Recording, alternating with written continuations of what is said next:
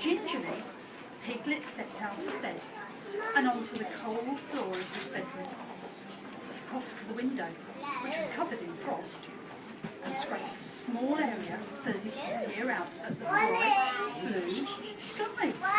Hooray! He cried. The sun is shining. It's a Piglet sort of day. Hurriedly, he got dressed, putting on a thick, warm jumper over the rest of his clothes, and pulling on a pair of socks that had been hanging in front of the wood burner all night.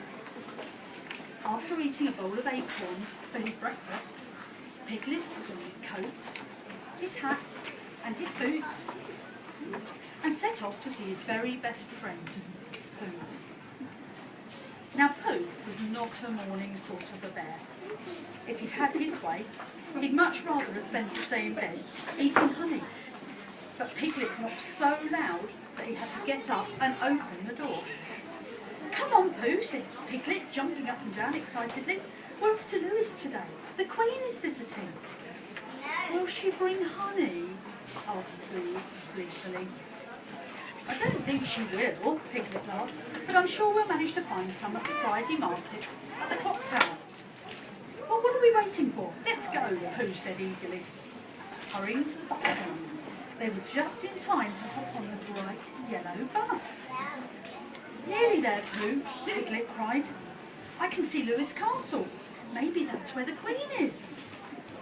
When the bus pulled into Lewis bus station, there was almost no room for Pooh and Piglet to get off. The crowds were everywhere. Piglet felt a little bit scared. He was only a very small piglet, and he wasn't sure what to do. Suddenly, he saw a very friendly-looking man with the letters P, C, S, O on his back. Hurry, Pooh, he gasped. There's a piglet carrying someone. He'll help us. And with that, he pulled Pooh forward. Suddenly, the crowd surged and knocked Piglet right in front of a big black car. It stopped and a man got out.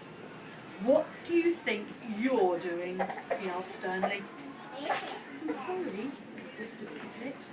I was trying to get through to see the Queen, but I fell over. With that, the man smiled, and scooping up the two of them, he opened the door and sat them on the seat opposite a very kind-looking lady. Are you hurt? She asked, looking worried. Not really, said Pooh. I wasn't quite sure what was happening, but I would like some honey. The lady laughed. Why don't you come and have some lunch with me, she said. There may be some honey there.